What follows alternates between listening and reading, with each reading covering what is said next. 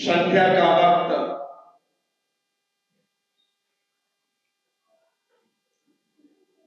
शाम का समय,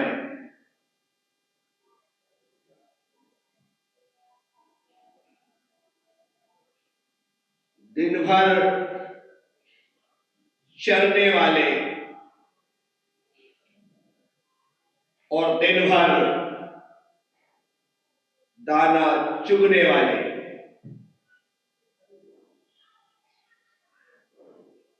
पशु और पक्षी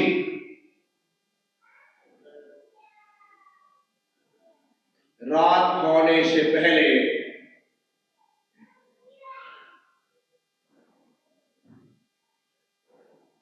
अपने घर और घोंसलों में लौट आते,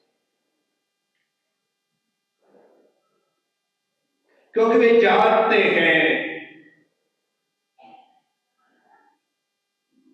सुरक्षा घर और घोंसलों में ही है।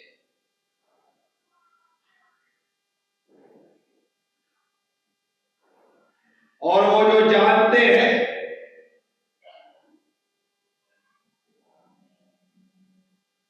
उस अनुसार आचरण करते हुए अपने आप को पूरी रात के लिए सुरक्षित कर लेते हैं। लेकिन समझदार कहा जाने वाला इंसान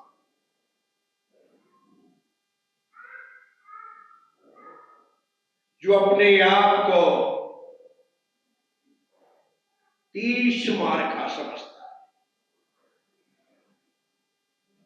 जो अपने आप को बेताज बादशाह समझता है, वह इंसान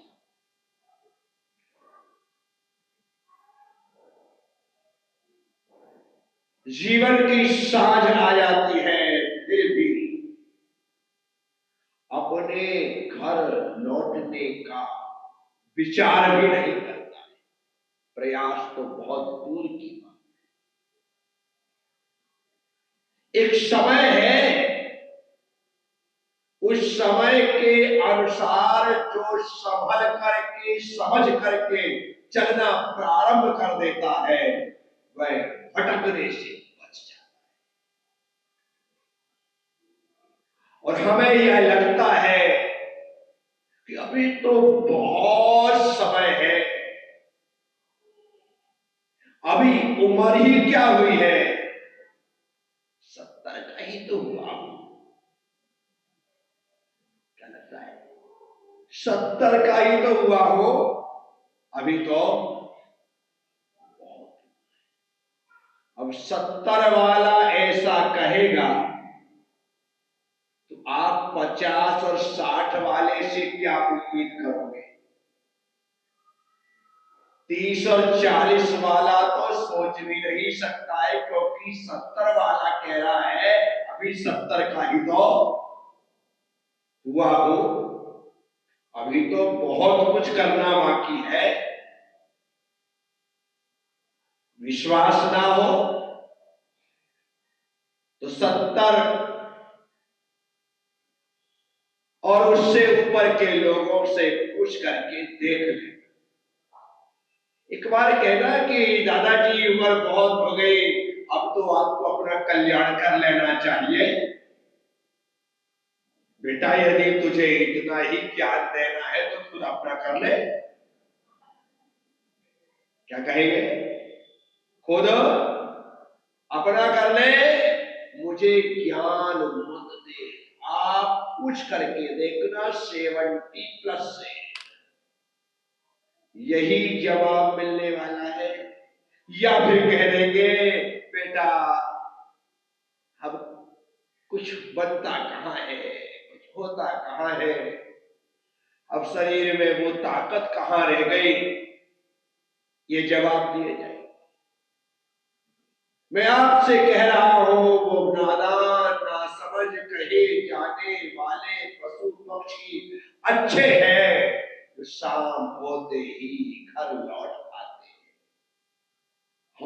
बाहर ही बाहर भटक रही है। कवियों ने कहा, पर घर फिरत बहुत दिन बीते, नाम अनेक धराए, हम तो कबहु न निज घर आए। हम तो कबहु न निज घर, पर घर फिरत बहुत दिन बीते, हम बाहर ही बाहर भटकते रहे। इस जन्म में नहीं, जन्मों जन्मों से यह भटकन जारी है। पर घर फिरत बहुत दिन बीते, नाम अनेक धराए। कभी किसी नाम से जाने गए, कभी किसी नाम से जाने गए, कभी किसी नाम से पहचाने गए, कभी किसी नाम से पहचाने गए। बस यही चलता रहा।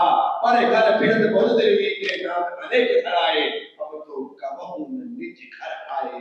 जो हमारा अपना घर है, दुनिया की फिक्र करने वाला इंसान अपने आप से बेफिक्र रहता है।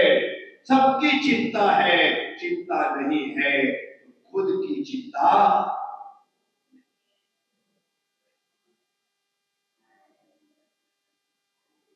कब अपने आप की चिंता करोगे? चिता जले उससे पहले चेतना का जागृत कर लेना अनिवार्य है। अन्यथा एक दिन ही मिट्टी का शरीर मिट्टी में मिल जाएगा, हमारे पास कुछ भी शेष रहने वाला नहीं है। उन्हें देखा तो है, जैसे ही बल्ब का फिलामेंट गिरता है, बल्ब को निकाल करके फेंक दिया जाता है। सारा खेल बल्ब में फिलामेंट का है। किसका है? इतना सा फिलामेंट वायर वो गिरता है कि बिल्कुल साफ सुथरा साबुत, कहीं से भी जो फूटा नहीं है, उस बल्ब को निकाल करके फेंक दिया जाता है, क्योंकि फिलामेंट गिर गया है। इस शरीर के भीतर जो आत्मा है वो फिलामेंट की तरह है। जब तक वह आत्मा है तब तक इस बल्ब की कीमत है। जैसे ही फिलामेंट गिरा, आत्मा निकली, कि उसी दिन जाकर के फूक दिए जाओगे, फेंक दिए जाओगे, जला दिए जाओगे, गड़ा दिए जाओगे। इससे ज्यादा और कोई औकात नहीं है इस काया की। सिर्फ फेंका जाना है, जलाया जाना है, गलाया जाना है, दूसरी कोई गति नहीं इसकी। इसीलिए पर घर फिरत बहुत दिन बीते, नाम अनेक धराए, हम तो कबहु न निज घर आए। हमें अपने आप के घर लौटना होगा। 2 मिनट, फिर 5 मिनट, अभ्यास बढ़ जाए तो 10 मिनट, और बढ़ जाए तो 12 मिनट, बढ़ता चला जाए 24 मिनट, बढ़ता चला जाए 48 मिनट, बढ़ता चला जाए 72 मिनट, 1 घड़ी, 2 घड़ी, 3 घड़ी, उस परमात्मा से लौ लगाने की कोशिश करो। परमात्मा से लौ लगाने की कोशिश करो। और यदि उससे लौ लग गई तो समझ जाना, हमारा भीतर का बुझा हुआ दिया उसी दिन जल जाएगा। क्योंकि दिया से दिया जलता है, दिया से दिया, परमात्मा जलता हुआ दिया है, गुरु जलता हुआ दिया है, हम बुझे हुए दिए हैं। बुझा हुआ दिया जब जलते हुए दिए की निकटता को हासिल करता है, उसके निकट पहुंचता है, तो जलता हुआ दिया बुझे हुए दिए को रोशनी से भर देता है। उसके से इसी का नाम है लौ लगाना, इसी का नाम है परमात्मा से लौ लगे, ऐसी लौ लगे, ऐसी लौ लगे, ऐसी लौ लगे कि परमात्मा का प्रकाश हमें अपने भीतर दिखाई देने लग जाए या हमारे भीतर का अंधकार समाप्त हो जाए। बस लौ लगने पर ही संभव है। दिया छोटा हो या बड़ा, दिया आज का हो या पुराना, दिया कोई भी हो, वर्षों पुराने अंधेरे को पल भर में मिटा, पुराने अंधेरे को मिटाने के लिए पुराना दिया चाहिए। ऐसा है क्या? नहीं है ना। वर्षों से कोई कमरा बंद हो और आज उसे खोला जाए और एक आज का, अभी का, इसी वक्त का जलाया गया दिया भीतर रखा जाए, वर्षों पुराना अंधकार एक पल में तिरोहित हो जाता है। बस भगवान से लौ लग जाए तो जन्मों जन्मों से जो हमारे भीतर अंधेरा है वो आज समाप्त हो जाएगी। इसलिए उस परम प्यारे परमात्मा से लौ लगाने की जरूरत है। साथियों, मैं आप सबसे हमें यदि परमात्मा से लौ लगानी है तो इन ग्रंथों को पढ़ना पड़ेगा, इन ग्रंथों को पढ़ना पड़ेगा। सिर्फ मंदिर में जाकर के प्रथमम करणम चरणम द्रव्यम नमः बोल करके चावल चढ़ाने से ज्ञान नहीं मिलता है, ज्ञान नहीं मिलता है। जल चंदन अक्षत पुष्प चरु और दीप धूप नति फल्लावे पूजा कोठानत ज्योति जानत सोनर ध्यानत सुख पावे तीर्थंकर कीट निकल धरने सुभ्यंक रते ज्ञान मणि सोजिन बरमानी। ओम ह्रीं जिन्मुखोद वसुदेवे नमः प्राप्ताय हरिघम पावेत। हो गया ज्ञान? नहीं, जिन वाणी को वंदन करने के साथ वाचना पड़ता है, पढ़ना पड़ता है। इसलिए जब तक हम रीडिंग नहीं करेंगे, जब तक हम पढ़ेंगे नहीं, तब तक हम पढ़ेंगे नहीं। पढ़ना बहुत जरूरी है। आज की तारीख में तो मोबाइल आ गए, मोबाइल के कारण व्हाट्सएप आ गया, उस कारण से पुराने समय में चलने वाले वो पत्र, वो लेटर, वो अंतर्देशी, वो कार्ड सब खत्म हो गए। सब क्या हो गए? आउट ऑफ डेट हो गए। क्या हो गए? लेकिन पहले के समय में जो पत्र चलते थे, पत्राचार होता था, उन पत्रों के आने पर उसे एक बार नहीं बार बार पढ़ा जाता था, और पढ़ा नहीं जाता था, पढ़ करके सुनाया भी जाता, और पढ़ करके सुनाने के बाद उसे फाड़ करके फेंका नहीं जाता था, सहेज करके रखा जाता।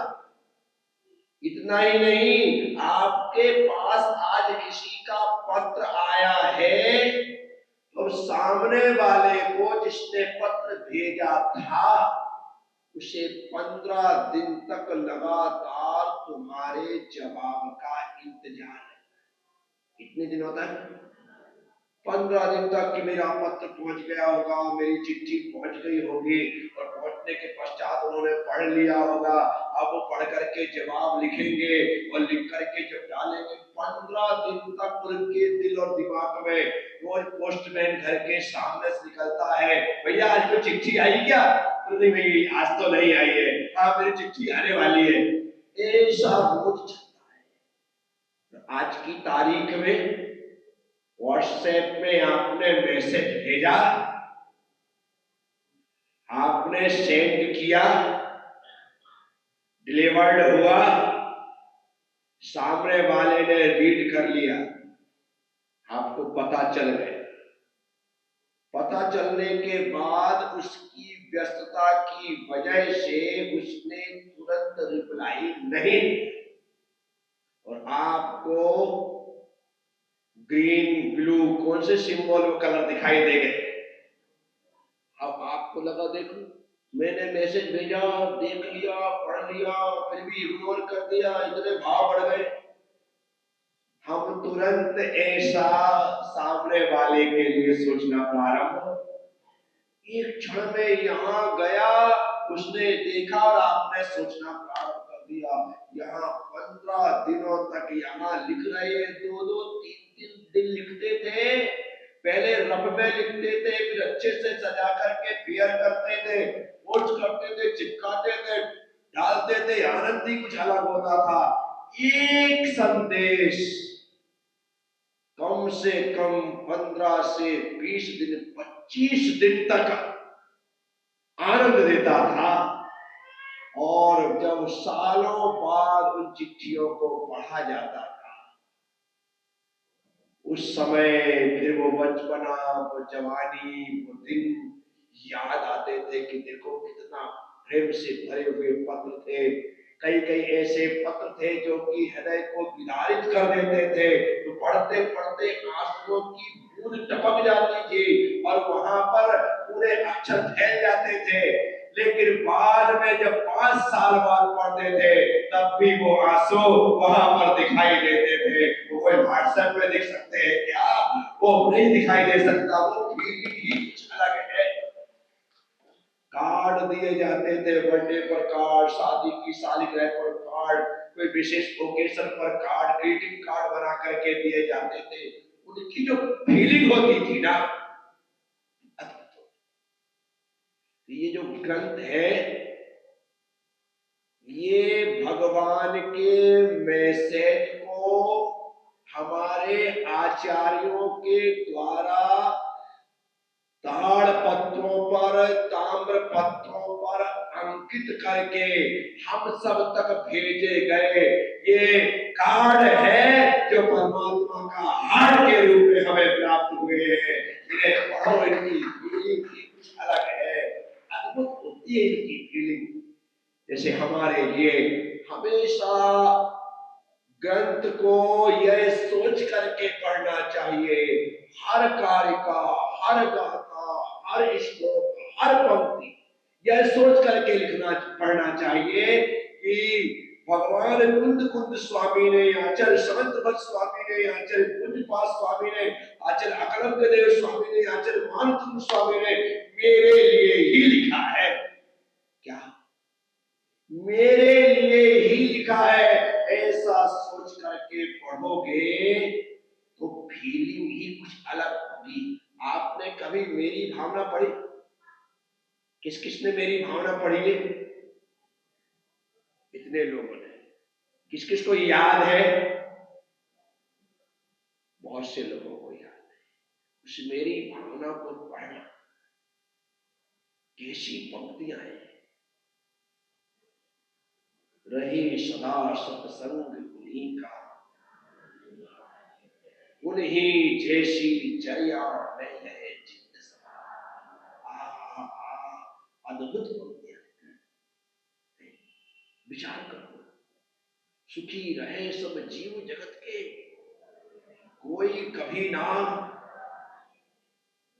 बैर पाप अभिमान छोड़ जग नित्य नए। गिनती की 44 लाइन है मेरी भावना। कितनी? 44। कितनी? 44 लाइन है 11 पदों में, और 11 पदों की वे 44 लाइन है। ये एक लाइन ऐसी है जैसी लगता है ये हमारे लिए ही लिखी गई है। किसके लिए लिखी गई है? यह हमारी भावना है, इसलिए तो उसका नाम मेरी भावना है। प्रत्येक ग्रंथ हमारे लिए लिखे गए, इसके लिए लिखे गए। माना कि आचार्य गण जब ग्रंथ लिखते थे, उन ग्रंथों को लिखने के पीछे उनका भाव स्वांतः सुखाय का होता था। क्या? स्वांतः सुखाय, बोलो।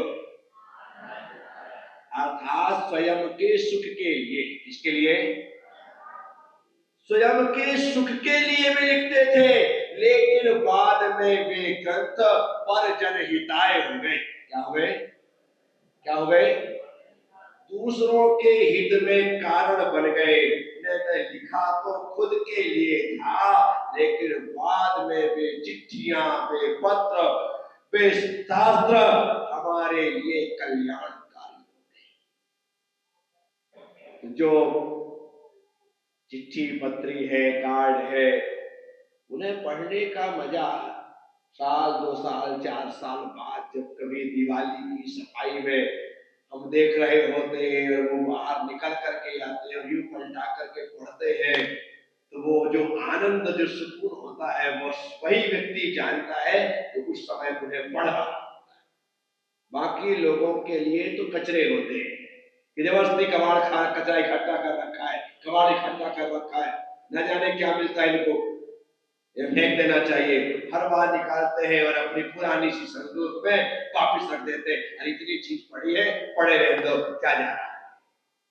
मैं आज ये बात आपसे इसलिए कह रहा हूं क्योंकि आज राष्ट्रीय कार्ड रीडिंग दिवस है। क्या है? राष्ट्रीय कार्ड रीडिंग डे। पुराने कार्डों को पढ़ने का सुख, पुराने कार्डों को पढ़ने की अद्भुत जो फीलिंग है, वह दुनिया में अमेरिका एक ऐसा देश है जहां पर सबसे ज्यादा कार्ड छपते हैं और सबसे ज्यादा कार्ड बिकते हैं। 3,000 ऐसी प्रिंटिंग प्रेस अमेरिका में है जिनका काम सिर्फ और सिर्फ ग्रीटिंग कार्ड प्रिंट करना है और कुछ दूसरा काम नहीं करना। 3,000 से ज्यादा प्रिंटिंग प्रेस है जिनका काम सिर्फ कार्ड छापना। अमेरिका में प्रतिवर्ष 7 अरब कार्ड खरीदे बेचे जाते हैं। कितने? 7 अरब। जब मैंने अध्ययन किया मुझे लगा कि बाप रे बाप। और आज भी अमेरिका के प्रत्येक परिवार के प्रत्येक सदस्यों के द्वारा साल में कम से कम एक कार्ड तो लिया ही जाता है और दिया ही जाता है। अमेरिका में आज भी, जहां पर सोशल मीडिया इतने आगे बढ़ गया है, जहां पर इलेक्ट्रॉनिक मीडिया इतने आगे बढ़ गया है, वहां पर आज भी उन कार्डों की वैल्यू है और वो कार्ड को लेना देना बहुत ही अच्छा समझते। 7 अरब कार्ड प्रतिवर्ष। 90% लोग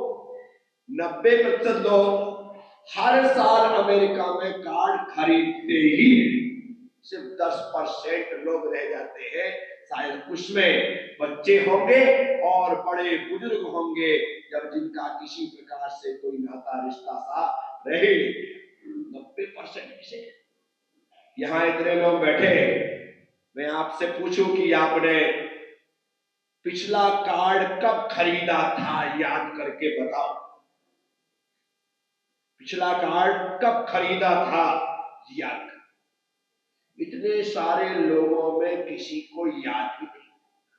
आपको पिछला कार्ड किस व्यक्ति ने दिया था, थोड़ा याद करके बताओ।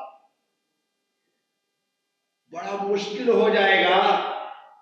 आजकल बच्चे ही कार्डबोर्ड लेकर के उसमें ही चित्र देते हैं, बना देते हैं और लिख देते हैं। मम्मी के लिए बना दिया, कुछ भी पापा के लिए बना दिया, बच्चों के टीचर्स के लिए बना दिया, कोई होता है। अब इतने सारे लोगों से पूछा मैं, लेकिन हमें याद ही नहीं है, क्योंकि हमारे यहाँ इसकी ऐसी कोई परंपरा, क्योंकि हमें लगता है कि फिजूल खर्चा है। क्या है? क्या लगता है? फिजूल खर्चा है। लेकिन फिजूल खर्चा दिखता जरूर है, लेकिन उसके भीतर फीलिंग है, उसके भीतर फीलिंग है, भावनाएं है।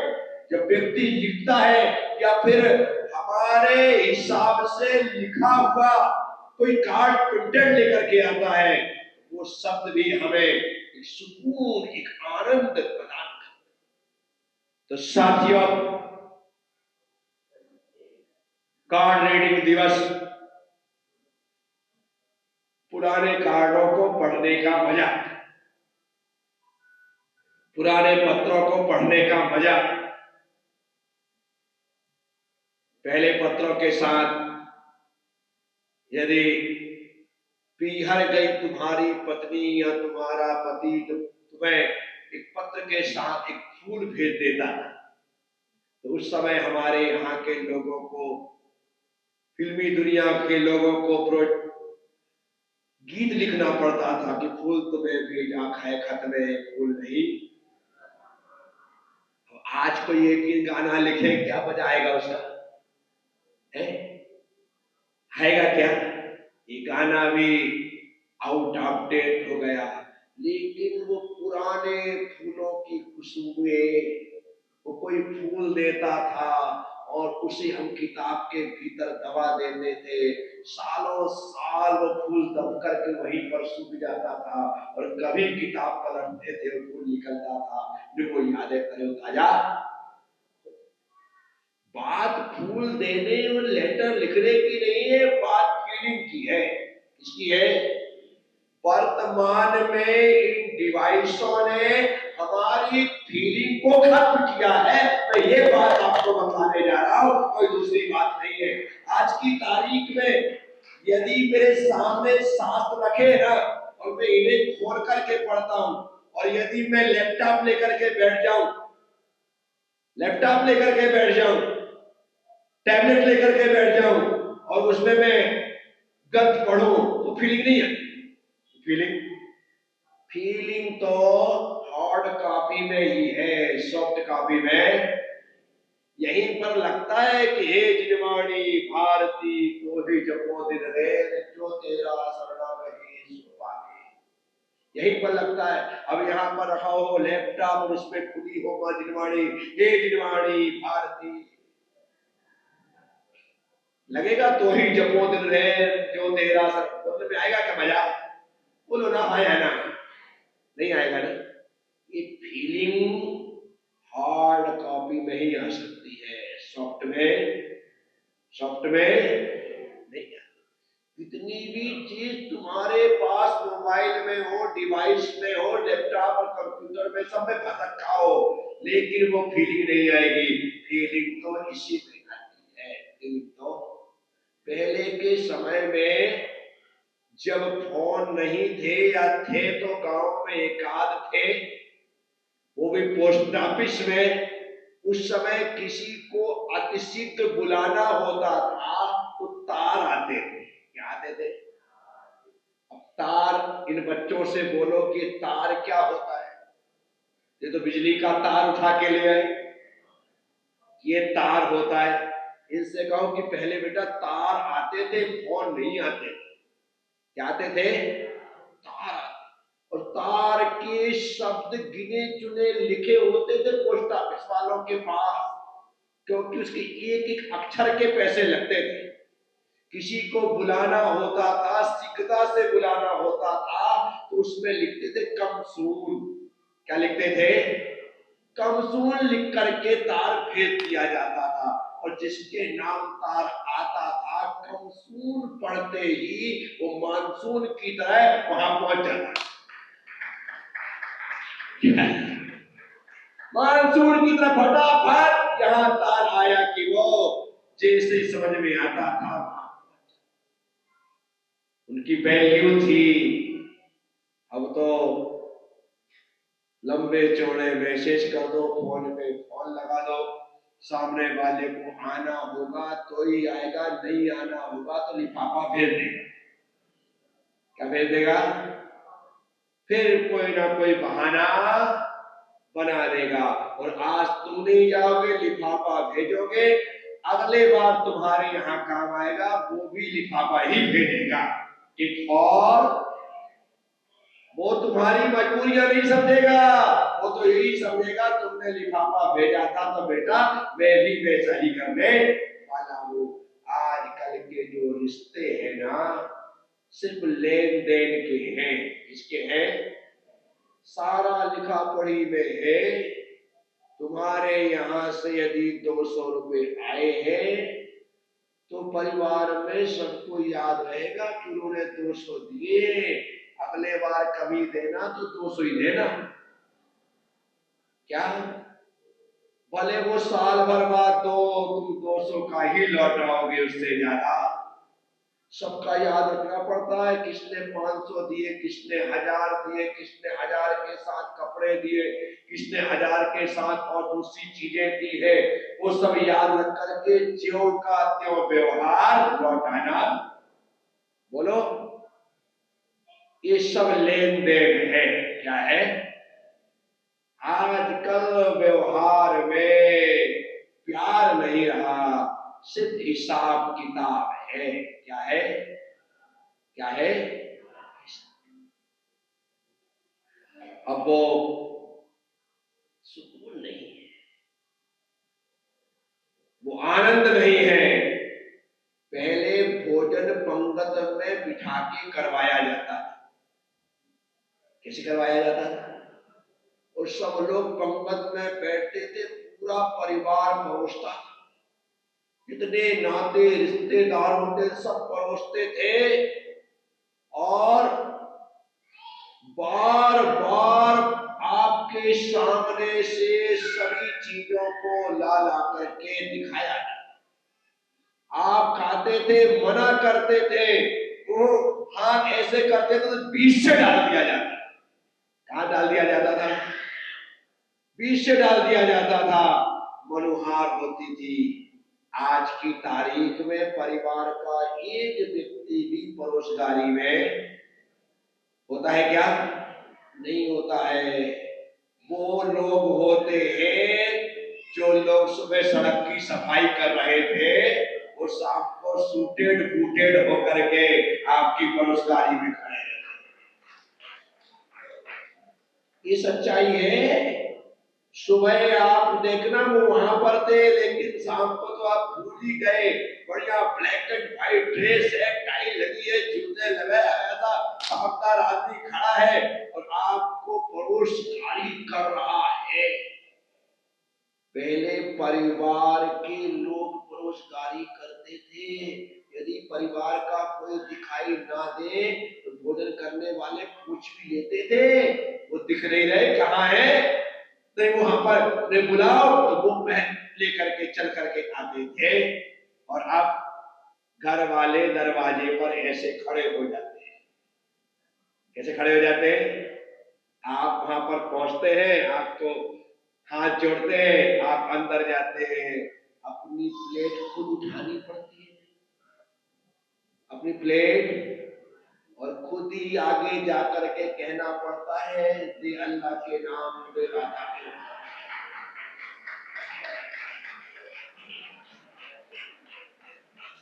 और वो लोग देते हैं जो सुबह तुमसे मांग रहे थे। वो देते हैं जो सुबह तुमसे, इतने जल्दी कर्म उदय में आ गया। देखो, सुबह मांगने वाला शाम को देने लगा और शाम सुबह देने वाला शाम को। विचार करने जैसा है। वहां एक भी व्यक्ति परोसगारी में अपना दिखाई, कोई मनुहार करने वाला।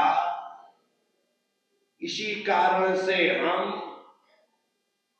पेट के हिसाब से नहीं, प्लेट के हिसाब से ले लेते हैं, और इतना ज्यादा ले लेते हैं जितना पेट में जाता ही नहीं है, जितना पेट में जाता ही नहीं है। और फिर जाकर के डस्टबिन में डाल देते हैं। इससे पहले तो हमारा खुद का अपमान हो गया और दूसरा बाद में हमने अन्य का अपमान कर दिया। उस अन्य के अपमान का खामियाजा तुम्हें अपने अपमान के रूप में भोगना पड़ता है। इसलिए हर व्यक्ति को नियम लेकर के चलना चाहिए कि जिस तरह से मैं अपने घर में जब भोजन करता हूं तो थाली में एक दाना भी नहीं छोड़ता हूं। घर में तुम्हारी हिम्मत यदि जूठन छोड़ने की है तो छोड़ के बता। है किसी की हिम्मत? इतना प्रवचन सुनना पड़ेगा ना तुम्हें कि दूसरे दिन से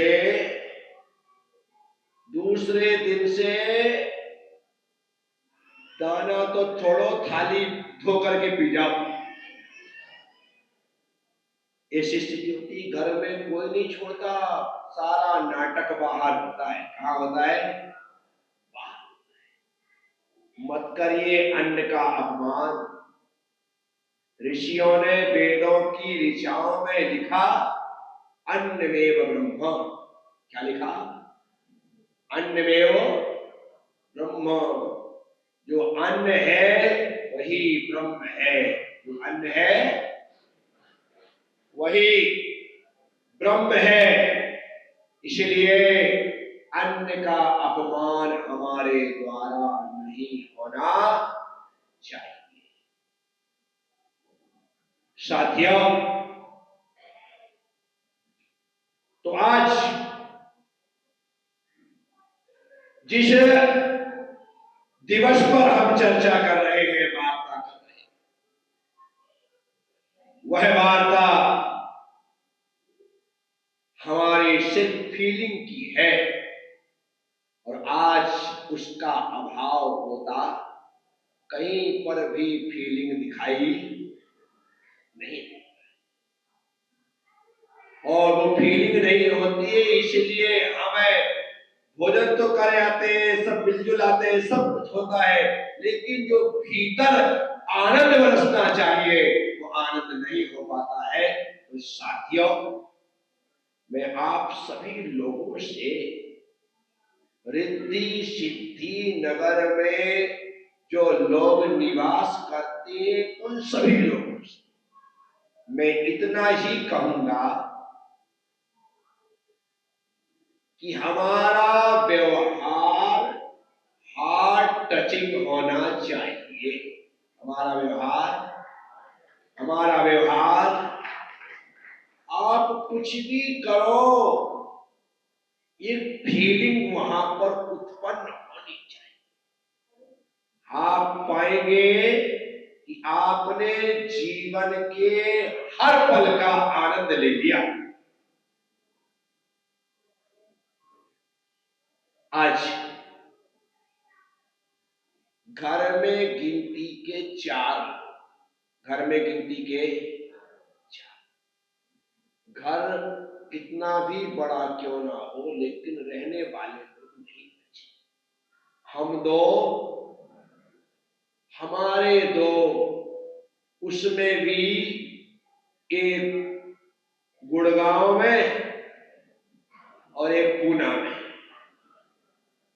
एक बेंगलोर में और एक नोएडा में, एक मुंबई में और एक दिल्ली में घर में बचे। और जो 2 बचे हैं उनके पास भी आपस में बात करने का समय, रात घर लौटना, ड्रेस चेंज करना, हाथ मुंह धोना, खाना खाना, खाना खाने से पहले आते ही टीवी ऑन करना, टीवी देखते जाना, भोजन करते जाना, हाथ अपने मोबाइल लेकर के मोबाइल भी चलाते हैं, क्योंकि दिन भर से तुम्हें मोबाइल चलाने का टाइम नहीं मिला था। अब घंटे भर तुम मोबाइल चलाओगे, टीवी देखोगे, फिर अपनी पत्नी से बात कब करोगे? अपने माँ बाप से बात कब करोगे? बताओ तो मुझे। सब लोग अपने अपने में उलझे हुए हैं। किसी को, हर व्यक्ति घर में ऐसे रह रहा है जैसे वो धर्मशाला में रुका हुआ। क्या धर्मशाला में किसी को किसी से कोई मतलब नहीं दिखता। दो लोग हैं तो दोनों चला रहे हैं मोबाइल, चार लोग हैं तो चारों चला रहे हैं मोबाइल, सब अपने अपने बड़े भाई को पटको एक तरफ, आपस में बैठ करके दिन भर जो किया है उसे शेयर करो, उसे साझा करो, उसकी बात करो तो फीलिंग आएगी। मोबाइल से कभी फीलिंग आने वाली? यहाँ तक तो ठीक है, किचन में पत्नी मोबाइल से अपने पति से पूछती है खाना बन गया है, थाली लगा दूं क्या?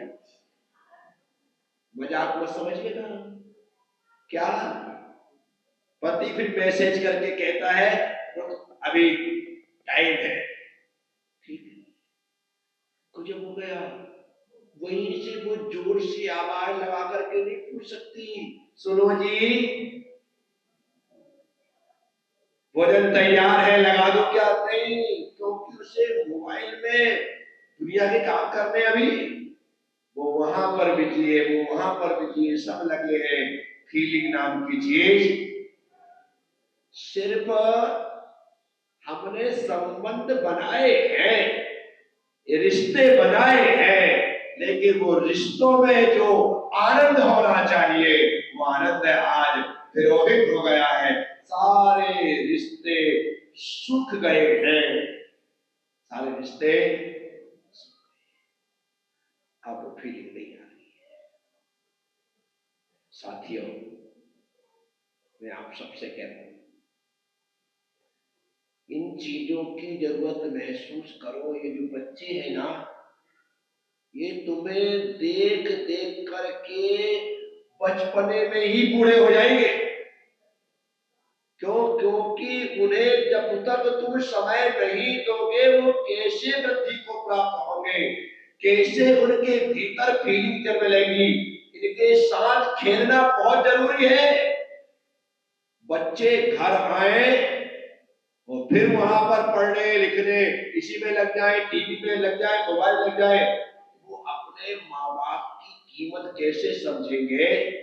मेरे पिताजी मेरे लिए घोड़ा बनने को तैयार हो जाते थे। मेरे पिताजी क्या बनने को तैयार हो जाते थे? और घोड़ा बन करके वो अपने हाथ पैर टेक लेते थे और कहते थे कि बैठ बेटा घोड़े पर, और अपने बेटे को घोड़े पर बिठा करके घर के भीतर ही घुमाते थे, उसके साथ खेलते थे। क्या आनंद था वो! अब तो बच्चा जरा सा, पिता थोड़ा काम कर रहा हो कुछ बोल दे तो बच्चा ही दुश्मन लगने लग जाता, उसे डांट के भगा दिया जाता है। साथियों, टीवी चल रही है, पिता को देखना है, कुछ बच्चे को देखना है, कुछ पत्नी को देखना है, कुछ एक ही टीवी है, उसी में झगड़ा चालू हो जाता है। पहले टीवी थी नहीं, झगड़े के कारण नहीं, आपस में बैठ करके ही बतिया लेते थे, खेल लेते थे, वो आनंद था। अब एक को देखना है मैच, बच्चों को देखना है कार्टून, और तुमको देखना है अनुपमा। अब क्या करोगे? टीवी और रिमोट, अब कोई अपनी तरफ खींचे, कोई अपनी तरफ खींचे, इतने में ही तो महासंग्राम हो जाए। पता लगा पति उठ करके बाहर, पत्नी उठ करके कमरे में, और बच्चा बैठ करके घंटे भर देख रहा है कार्टून। थोड़ा समय दीजिए। मैं बहुत चिंतित हूं इन सब चीजों के लिए कि बच्चों को पूरा समय माँ बाप से नहीं मिल पाता है। इसी कारण से इन्हें जिस प्रकार से विकसित होना चाहिए वैसा विकास उनका नहीं, क्योंकि हम इतने इतने इतने इतने बिजी हो गए हैं कि बच्चों के लिए टाइम नहीं, और हमने बच्चों को भी इतना इतना इतना बिजी कर दिया है कि उनके पास हमारे लिए दोनों को हमने, क्योंकि हमारे पास समय था नहीं तो हमने उन्हें एक क्लास, दो class, drawing class, three class, singing class, dancing class सब में लगा दिया कि जाओ बेटा 1 घंटे यहाँ, 1 घंटे वहाँ, 1 घंटे यहाँ, संडे को वहाँ, मंडे को वहाँ, ट्यूजडे को वहाँ, थर्सडे सब दिन व्यस्त रहो, कम से कम हमको शांति से। ऐसा करके आपने बच्चा तो पैदा किया लेकिन अपने लिए नहीं, दूसरों के लिए किया, तो दूसरों के लिए ये जिंदगी जिएगा, आपको उससे फायदा होने वाला। आप बच्चे को फायदा दोगे तो बच्चे से आपको फायदा होगा। तो साथियों, थोड़ी सी बात मैंने आपसे की है। राष्ट्रीय कार्ड रीडिंग दिवस है, ऐसे अवसर पर आज घर जाकर के ढूंढना, कोई पुराना कार्ड, कोई पुरानी चिट्ठी पत्री कहीं कभी पड़ी हो, उसे पढ़ करके देखना बड़ा आनंद आएगा। हालांकि मिलना मुश्किल है, क्योंकि जब पुराने घर में थे तब तो सब कुछ था, नए घर में आ गए तो आप उसे वहीं पर रत्तियों में पेच आए या कचरा समझ करके फेंक आए, बात अलग है।